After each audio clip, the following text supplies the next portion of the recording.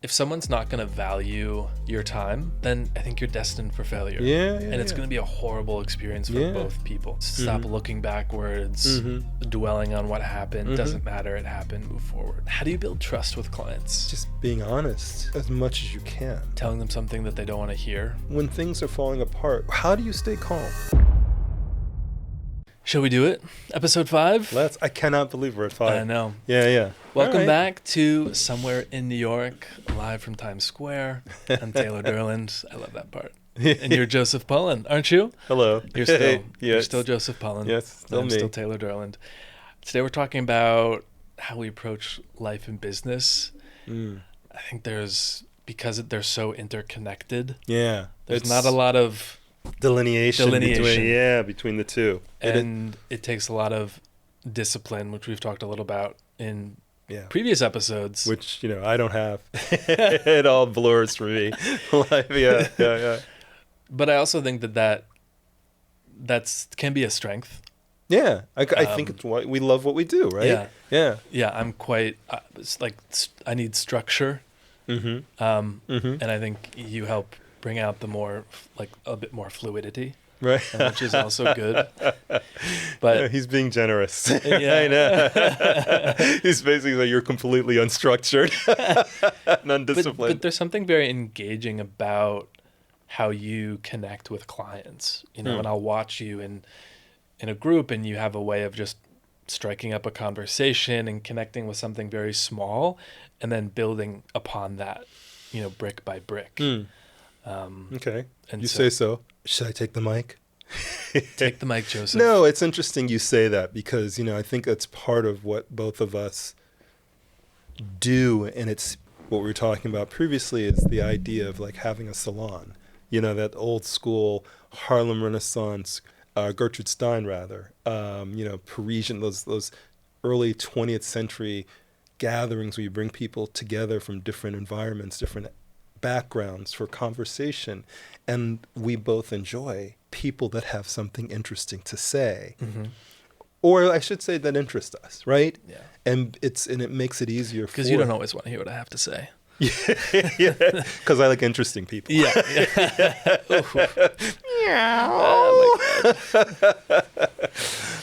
No, that's not the case at all. I find, but I think both of us thrive on that. And it goes back to New York City because that melting pot of people from all varied walks of lives, and so, I like talking to people that they don't necessarily have to have something to say, but I'm interested in people. Not everybody's interesting. I'm not always interesting, but it can be. It's a fun part of New York City. It's like, it's not stagnant, right? So. When's the last time you had to check your ego? What ego? I'm the most That's humble person I know. We don't have time for that.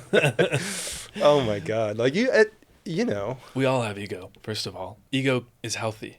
Yes, there's to an extent. Yes, it's not necessarily a bad thing, yeah. Right? Yeah, and it takes a certain ego, arrogance, confidence to do some things and to push yourself forward, to motivate, to represent clients. We have to bring it in a way sometimes. But there's also a level of humility. But when's the last time I had to check my ego? I don't know. And what I mean by that is like, my ego's like always out of control. I mean, here's something comes to mind. It was representing, and I think that we weren't partners at this point, but having a really difficult seller.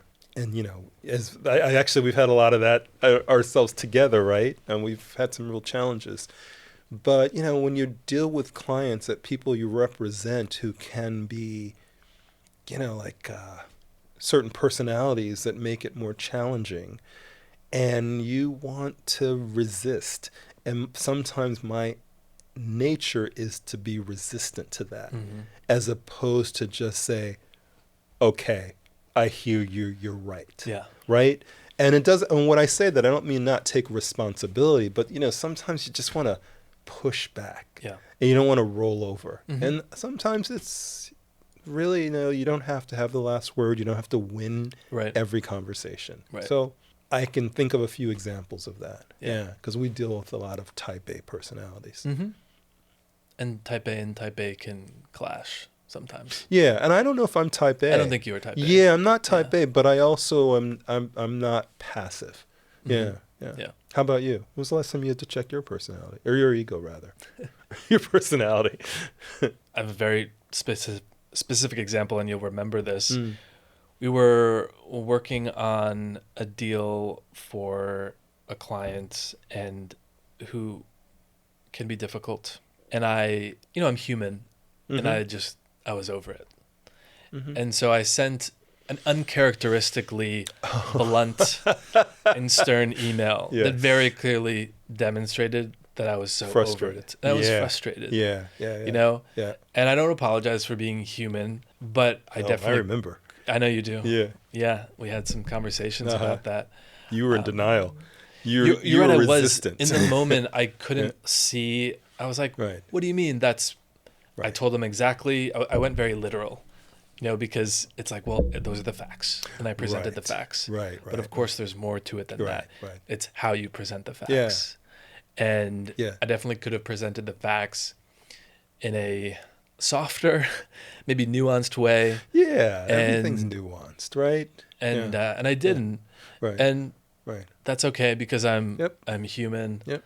And that happens. But it was only until I think I read that email back to myself. Right. Maybe a month later. Exactly. And it wasn't immediate. No, it wasn't immediate. I was like, oh wow.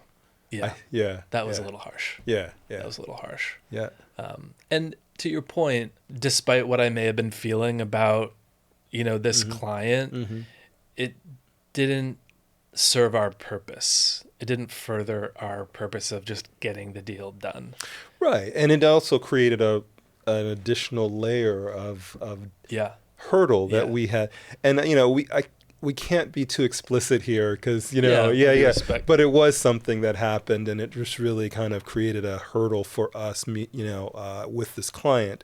And so, but we were able to work through it and resolve it and put it behind us. And, we as quickly as we could. Right. So, but yes, I do remember that very much so. And things happen. Like we're human, as you say, and, we react. Accordingly, as we're not robots. And that's the thing. Again, I come back to our business. It's like there's so many nuances, and every deal is different, and we deal with so many personalities, whether it's a seller or a buyer or attorneys or the broker on the other side or managing agents out of a building, right? It's crazy. Or lenders, mortgage lender. It's crazy the number of personalities that we interact with on a daily basis, and particularly when there's a deal in place. Yeah, you have to check your ego. Yeah. How do you stay calm? Like because one thing I credit you with, and I will say that I think while you and I have had a good year, knock wood, we've also we've had a lot of stress this year. Every deal seem to have some sort of a challenge, right? Including the washer dryer. So how do you, when things are falling apart, how do you, and what I was going to say is, you were often a level head in the process when I kind of consider myself fairly level headed, but I was just like, oh shit, you know what I mean? Like losing sleep, blah, blah, blah. But how do you stay calm? I'm a good sleeper.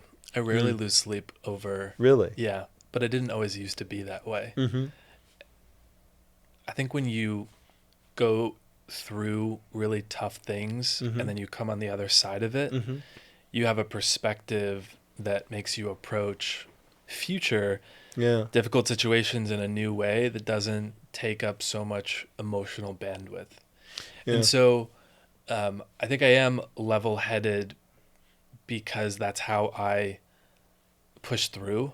Yeah, because I'm thinking about how many times throughout our partnership where you've been the voice of reason or actually, and to some degree, in my opinion, a little bit Pollyannish, which I'm like, yeah, but you don't understand. What do you mean by that? Well, I mean, you've been really positive, like this will work out.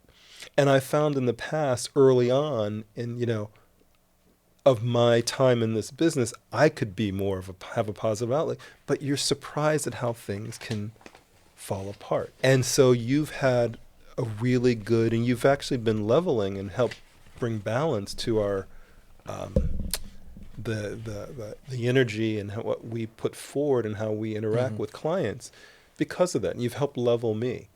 But even at times when I'm like, oh no, I'm like doubting Thomas. Do you know what I mean? Like, oh God, oh God. Yeah. So when I think about, okay, there's a tough situation that we're facing, what's going to be the demeanor that's going to move us forward? I'm pretty much always thinking about moving forward. I don't love talking about and dwelling on what went wrong. I think it's a bad use of time. It's like, it happened. We can't change that. Right. What are we going to do to fix it? Right. Let's move on. Right. And that's how, and again, I wasn't always that way. Yeah.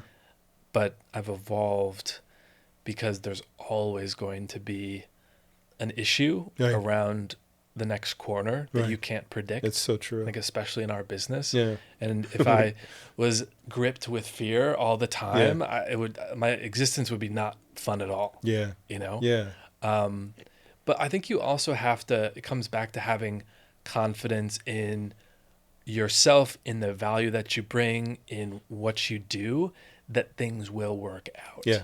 I think they will. Yeah. In fact, I know they will. Yeah. Because at the end of the day, people recognize value and talent.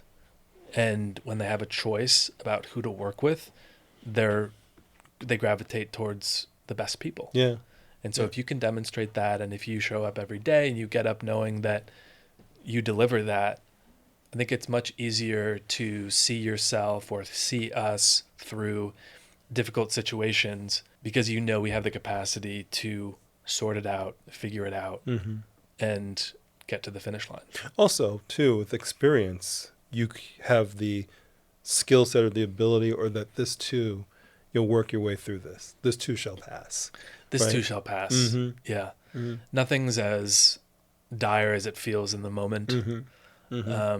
So your original question. Yeah, except when a deal completely falls, it goes south when you think it's like, you know, sometimes it does sometimes, but you know, I'm not passive in the or disillusioned to feeling like, oh, I'll deal with this tomorrow. No, we get on it and we move it, but I think you do have to keep a positive outlook and just keep moving forward. That's the most important thing. Just never move backwards. Stop looking backwards, dwelling on what happened. Doesn't matter. It happened. Move forward.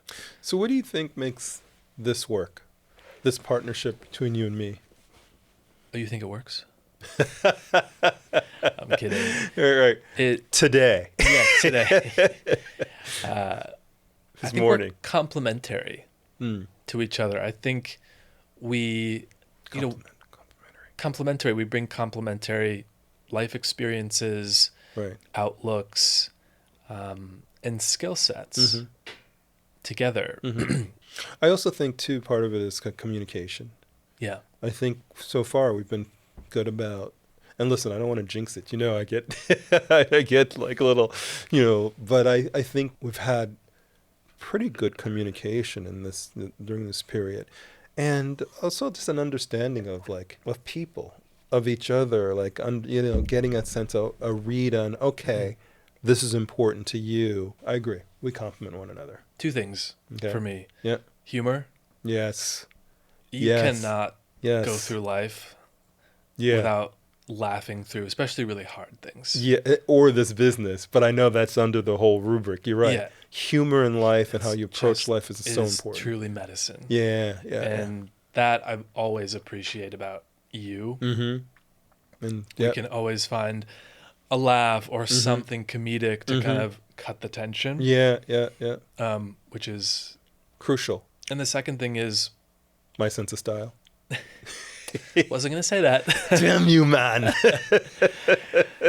If I'm curses, I can always come to you or vice versa and say we shouldn't be doing this, or I don't agree with you.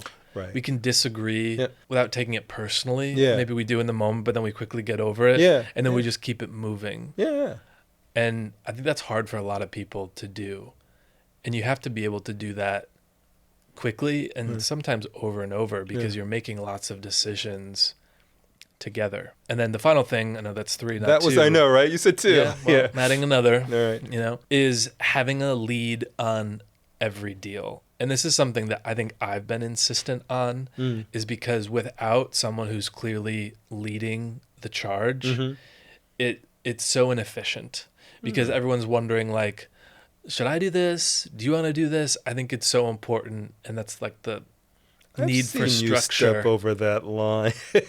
Well, when I see something that I think we should be doing differently, you'll hear it. You'll know. Just like I would expect the same from you. You're right. It's not so finite. But it is important to have that. Yeah. Because you need someone who's ultimately accountable, and typically, unsurprisingly, that is decided by who has the strongest relationship, you know, where the client's being sourced from. Right. And that kind of decides it. Yep. I had another question, but now I don't remember.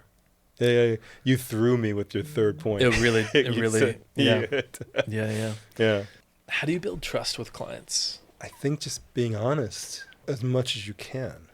Feeling like, you know, conveying that you are giving a client, a seller, for instance, honest feedback. Hey, we think this is overpriced, or, you know, and here's why. Or I think it's just kind of being yourself. You know, I think we are trustworthy people, but it's very organic to who we are in terms of how we interact with people. And I mean specifically clients. Telling them something that they don't want to hear. Yeah. And telling them if you're not the right person for something, even if it means losing a deal. I think you can build an incredible amount of trust with someone if you make a decision that may have a negative financial impact on you. Sure. But is clearly the best decision for them. Right. And there are lots of opportunities to do that. It goes back to honesty, but that builds trust over time. Yeah. I mean, I feel like, have we done that in recent? I don't know if we have. I had to.